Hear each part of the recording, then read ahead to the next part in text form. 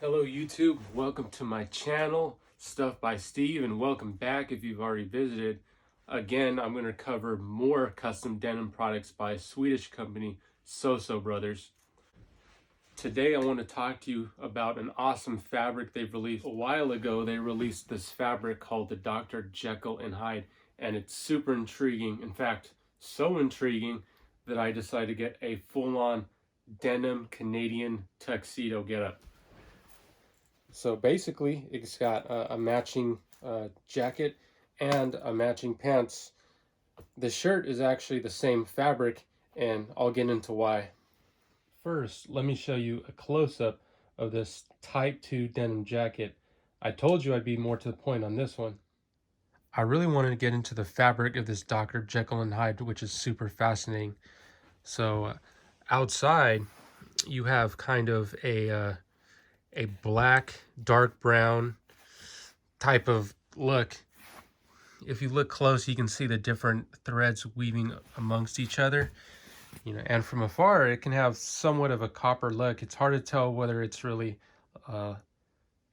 dark brown or light black. It's just a really different fabric and makes it really unique. In fact, the outside of this fabric normally comes with the inside part here out, where it's just more of a brown.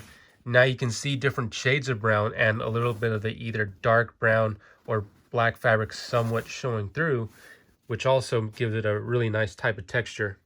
This particular selvage is sourced from China. Now most selvage can be very stiff, especially if it hasn't been rinsed. However, this one has a very small percentage of elastane, which allows it to be stretchy and flexible. And for that reason, it's actually very comfortable where you don't need to break it in, and it actually has a softer feel. Again, I chose some similar elements to customize as I did with my last jacket. Again, I wanted to add the rivets on the pleats on this Type 2. These are some gold rivets here. I also decided to give the snap buttons another go. Instead, I chose the brass color this time around.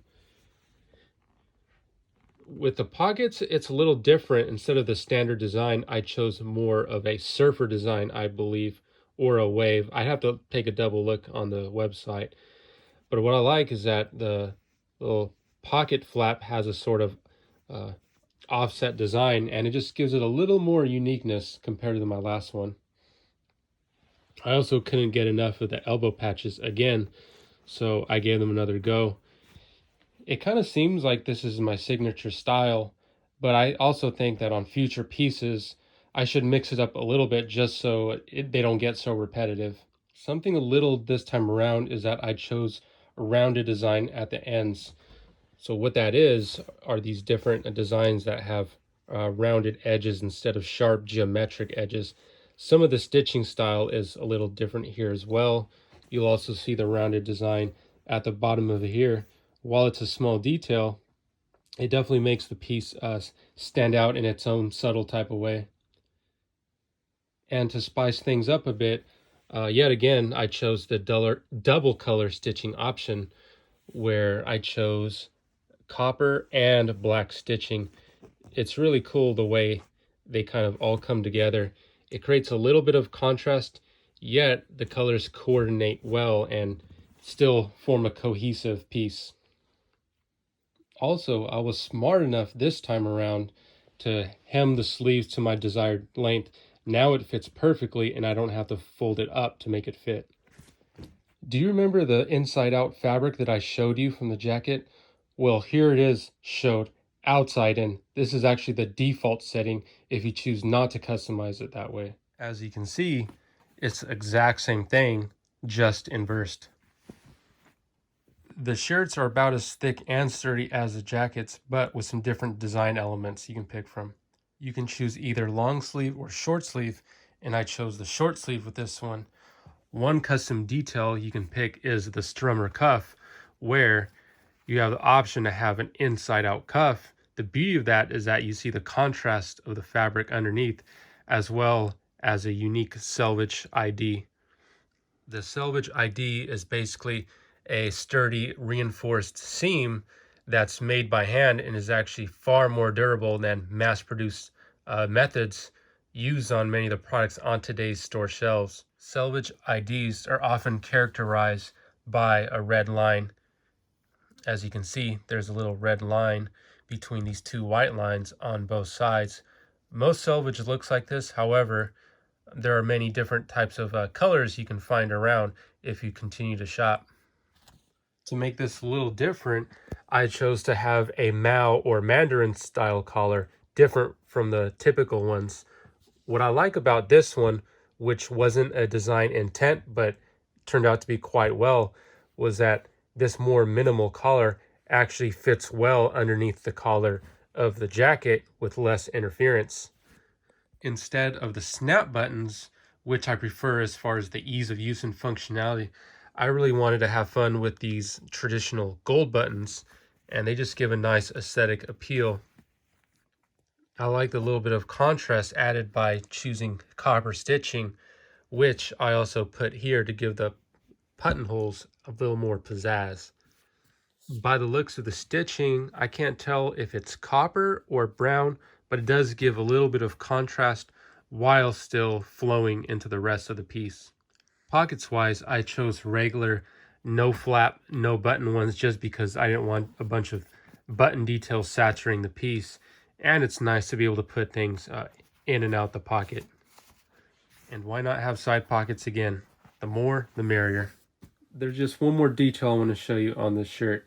There's an optional horizontal seam detail you can add. It's not too much, but it's just enough to break up the basicness of the shirt and give it a little bit more character. Last but not least are the jeans. Now, I really had fun making these jeans as a complement piece to the jacket if I decide to match them on a given day. I wanted to give these a little bit of a cargo functionality, but with some extra design elements for the heck of it. I really dig the workwear panels on these.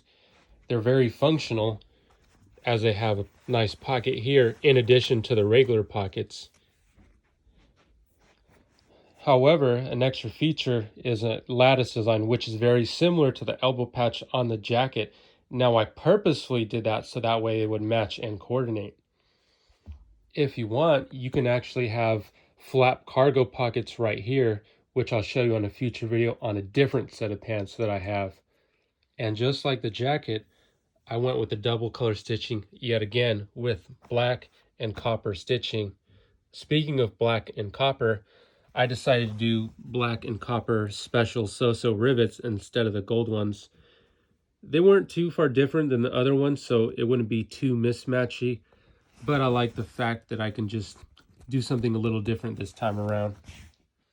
Also, a particular aspect that sets Selvedge apart from many other types of jeans especially are the button-based flies. Normally you'd see zippers, which you can choose as an option, but I like to go with these ones just because it's more sturdy and I don't have to worry about the zipper mechanism breaking at any point. And let's have a look at the Selvedge ID. Yeah, just gotta love how you see the other part of the fabric and just see that contrast. You always want to wear these kinds of pants folded up. Normally, to get this type of effect, you want to order the pants just a little bit larger than you might on regular pants so that you have room to fold it up and showcase the different details. Let's take a look now at a couple of the backside elements. You can choose from different pockets, and I went with these. I didn't want to get too fancy on this one. Something you can also customize is the stitching pattern on this. There are different ones you can choose from, and I chose more of a horizontal bronze arcuate. Now, if you look at this through lighting, you can actually see a shimmer, and it gives a little bit of extra pizzazz, but it's still very cohesive with all the other details going on here. You can also choose different leather brand SoSo patches to go on the jeans. You can even do an option to where you can have the belt go underneath so you don't have to scrape and damage the patch. Back here is just a more basic representation of what you can do, but remember to check out SoSo Brothers Instagram and website to see the breadth of their options. So there you have it. Thanks for stopping by this channel, and stay tuned for more videos on why SoSo Denim is so good.